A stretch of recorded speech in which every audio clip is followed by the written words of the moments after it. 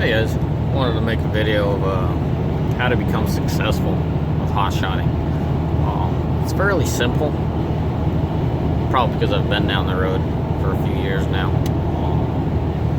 Well, first thing is first, you gotta have a good foundation, good basis.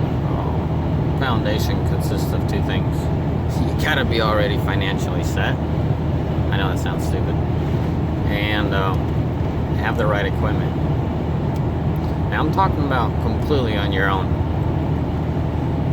This video is probably going to cause, just like any of my base videos, parts to it later on, but I'll skim through it and then we'll go from there.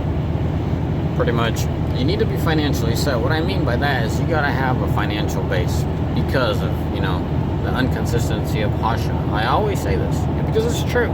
Great money, wonderful money, but it's inconsistent.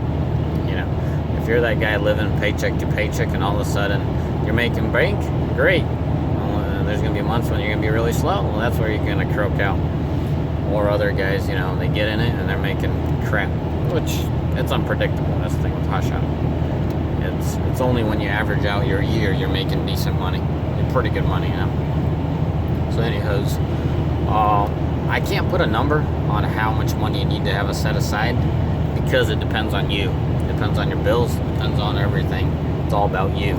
But simply put, take 12 months of minimum payments on everything. House, rent, condo, I don't know what the heck you're living in. Add up all your bills.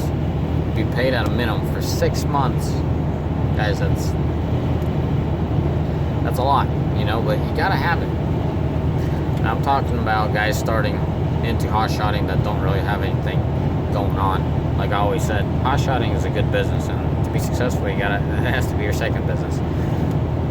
But anyways, back to the point here. Starting from nothing in the trucking industry, get into hotshot. That's what you need. You need your 6 months worth of payments, and then as you start up, you'll find out on those slow months that's gonna be your buffer pretty much. As crappy as it sounds, you're gonna dip into those 6 months of savings to pay bills. Sometimes parts, other times just random oddball stuff. I had a guy that wiped out a car. It's not worth it to go on record. This thing was a cheap piece of Ford, $2,000. It's its value. It wasn't even $2,000. It was like $1,600 or $1,800. Top mint condition. Pretty much handed the guy $2,000. Made him sign a letter, pretty much release my company from all the damages, and he went his way, I went my way. You gotta have that. I mean, not that I'm so rich, but $2,000 ain't no big deal for me. But you still gotta have the money to hand it over. Little things like that. So back to what I was saying, the financial base, 6 months worth, is gonna be used as your buffer. Other thing I said is equipment. You gotta start right, guys. You gotta buy, 80-90% of you need to buy that brand new truck, or need to have that brand new or close to brand new truck when you're starting. Your truck determines how big of a stash you have. Meaning, if let's for example say someone came back from the oil fields. This is a hot topic, They made good money. The money's not all there now, and they're not feeling it, so they came back home. They have a good stash, but if they don't continue working, they'll obviously burn out of money. They'll burn through that stash real quick. So a guy like that has way in and beyond those 6 months, he could do whatever he wants. Really, he could take an old truck, rebuild it, and keep going, and he'll still be profitable. He's just not going to be as profitable. But then that old truck isn't going to force you to work as much as you can. The new truck will. So back to an average Joe, what does he need for bare minimums to be successful? Well, that's what it is. You need a brand new truck. You got to get into that payment.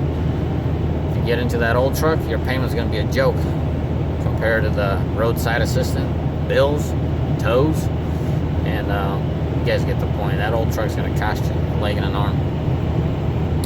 The crappy thing with the new truck is it gives you an opportunity, but you're going to be like that squirrel on a cage. You're just going to keep running and running. run the wheels off that truck, and figure it out. What are you gonna do? Are you gonna take negative equity once the thing racks up mileage, or you're just gonna run it into the ground and buy another truck? You got to figure that out. You know, because I have a shop, because I have the means and the opportunity to rebuild my trucks, I'm just driving my trucks into the ground. You know, so sort of figure that out for yourself. But equipment, you know, guys, there's really no room for used trailers here. If you're gonna run that trailer day in and day out, and you're staying under 26, I've mentioned in one of my videos, those trailers were not meant to be driven or pulled every single day. They weren't meant to be worked to its full capacity every day. Quite frankly, not even once a week. I think those things were intended a few times a year, and that's it, man. An average Joe, how many times does he pull a gooseneck? Well, loads some hay on it. You know, even a typical farmer, right? Loads some hay on it, hauls his tractors when they're busted. Well, not really tractors, but mini tractors and backhoes. Not backhoes. Bobcats, you know. Let's say at most 20 times a year. You know, compared to us, 20 times a year is 1 month's worth of use, you know. Trailers get used every single day. So anyways, guys, so no room for used trailers. Now, if you're doing over 26, a lot of you are going to be doing that, so there's room for used trailers. A well upkept trailer, those trailers are intended to be used commercially, and I mean, they're just built differently, suspension's different, and yeah, you could look into a well-used one. Just make sure the price difference is there, because sometimes those new and used trailers really don't differ a whole lot in the price. So yeah, that's your basis. That's the foundation to hotshotting, really. You could, analogy here, you could build a beautiful house, but if you didn't do good on your foundation, that house is gonna buzz down on you sooner or later. So pretty much that's it for hotshotting. That's your foundation. People get into hotshotting, they're thinking easy and quick cash. Some months it is. Some months the furthest thing from that. Second thing, or I guess it would be a third thing. Third point here. Know your running costs. Know what it costs you, you know. What is your minimum? And once again, back to what I was saying. Are you the guy that's just upkeeping your bank account? Or are you the guy that just has enough for 6 months to upkeep your bank account, you know, 6 months worth of bills to upkeep your bank account? So this is where you calculate your running costs and put the line down for yourself, you know. If you're the guy that needs to, you know, make every dime he can, well, you know what you're running for and what you need, you know. And if you're that guy that more or less wants to upkeep his decent stash, what is it worth it for you, you know? Most of you guys, I advise you to stay home in the winter. If you could afford it, do it, you know. Look at the road here, you know, it's nice and dry, and there's plenty of snow on the sides. It's not so fun driving out here when it's snowing and it's icy like it was yesterday. So that's pretty much that. Next thing, your connections. I know you're gonna say, Paul, you're doing this ass backwards. No, it's freight is always gonna need to get moved. Having the right foundation, having the right equipment. Pretty much referring to tools and knowledge and toolage. I mean, people can hand you the most expensive tools in the world. If you don't know how to use them, well, they'll be paying you big bucks. But if you don't know how to use them, you don't know how to use them, guys. So no, I'm not going ass backwards. So your connections, your ability to get these loads. You know, well, honestly, you got to figure out how you're going to do it. Meaning, are you going to be a solo, or are you going to be the guy that signs on to another company? And as I tell most of you guys, sign up with another company. If there's a company out there that's willing to load a hotshot, sign up with them. They keep you busy and keep you efficient. Anyways, those guys, you know, figure it out. This mostly goes towards those guys that are going to be solos, you know. Work up connections. Figure it out. Who needs what done around your town, you know. If it's hay hauling, there's not a lot of money in that, but if you can make a living, go for it. Biggest thing, you're enjoying it, you know. And then you're making money. Why not? So that's that. It's pretty much the biggest things in hotshotting will determine you being successful or not, and them being in the right place. You know, obviously, there's a whole lot more to this game, but I'm just talking about, well, what will make you successful and what will underline you as being successful compared to that guy that just did the legal things, did what he needs to do, as a bare minimum, and gets into it. I'll revise a little here. Why do you need those 6 months buffer?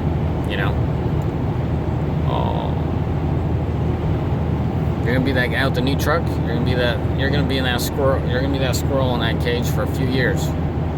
Now, if you don't have your buffer, you're doomed for a while. Either you're gonna get out or you're gonna tough it out, but you're gonna be in there for a long time, my buddy. So yeah, you rack on the miles real quick on them trucks. You're pretty much racking on 100,000 a year. That's the average. 100,000 a year, guys. So if you got if you're the average Joe that just came in and thinks he's gonna make big bucks and he's just running the wheels off his truck, great. You'll hit that 300, 400 mark real quick. Yeah, the engine, you took good care in the engine, you deleted it, great. There's gonna be stuff gonna be going on you. Wheel bearings, suspension, diffs, it's just, they wear out, And if you've been juicing if you've been juicing all your resources and now you got a bill of, 1,000, 2,000, 5,000. My buddy blew a tranny and it cost him $8,000. Some of it was his fault, but anyways, I'm not gonna get into that. $8,000 for a tranny. So yeah, you can't, because of the inconsistency, you can't be living on your last dollar in this industry. You guys are gonna ask me, how'd you make it? Guys, I've said it and I'm gonna say it again. I was a little kid and I would play with little pickup trucks and trailers. You're like, we don't want to know that. We don't care to know that. No. What I'm saying is, I was into this ever since I could remember. I loved doing it. I got into it. I knew that the money was there, but that was nowhere near my driver. My driver was fun. I loved it, As I said, I started out the big rigs. I had a truck. Loaded my truck, loaded my dad, and my trucks go cross country, my semis. So you load it, you're good for a few days. I mean, if you're all caught up with paperwork and billing, you got a day or two to spare, really. If you work hard day in and day out, with 2 trucks, you can easily spare a day or two. And that's when I would pick up these little loads and haul them, and it was fun. I enjoyed it. And it was like bonus, just bonus cash for me. I was making my money off of big rigs, bills paid. I wasn't married. I was living in the basement of my parents. Pitched in for food. That's probably as much as big of a bill as I had, But anyways, didn't have much bills. Didn't have any payments. I wasn't the kid, It was really tempting, guys. It was really tempting. My buddies out there. What was this? 7, 8 years ago. My buddies out there rolling on their M3s, S2000s, all these cool little Hondas, rice burners, whatever you want to call them. Yeah, I was into that stuff. I really wanted one, but I couldn't afford to lose my dream over it. Simply because at the age of 18, I wanted a car, and my dad laughed at me. It was a V8 supercharged Mercedes-Benz. Sometimes I'll put a video of it so you guys get a little feel of it. It's just a torque monster. I got introduced to torque with that vehicle. My cousin owned one, and I got to drive it, and I was addicted to it. Anyways, I was looking into one. My dad laughed at me. He's like, "Son, you can't afford that." I'm like, "Oh, yes, I can. I got 20 grand. I can buy one." No, he's like, "Not buying it, maintaining it." I don't know how. I guess I wasn't too stupid. Clicked for me. I'm like, okay. Turn around, put that 20 or whatever money I had into something else, And my dad was right, Now when I fuel up $70 and I go blow it with my buddies over 3-4 hours of driving that thing, it's no big deal. I mean, it's not the smartest thing to do, but if it makes you happy and fun, and that's your driver, go do it, guys. You gotta do it. Well, anyways, so back to the topic here, hot shotting. Those loads I did with my Dodge, I was just happy to do them. I was excited to do them. Then when I got the paycheck, it wasn't a paycheck, it was a bonus check, It was like, great, dude. And of course, I put all that money towards the company. I knew what I was going for, I guess it was financial freedom, stability, something like that. And yeah, just kept doing it, Guys kept knocking on my door. I'm like, yeah, I don't think I can make this big, Couldn't keep myself busy enough, like as busy as I'd like to be. I or I should say, as much fun as I would like to have hauling those things. Well, brother-in-law came along, you know, and helped the guy out. He helped me out, got the thing rolling. I was already, you know, set up, and I think at the time I already had 2 trailers. Still bought myself a trailer because he was rolling on my equipment, and then he got his own truck. I'm like, well, 2 trucks, 1 trailer doesn't add up, does it? So I bought another trailer.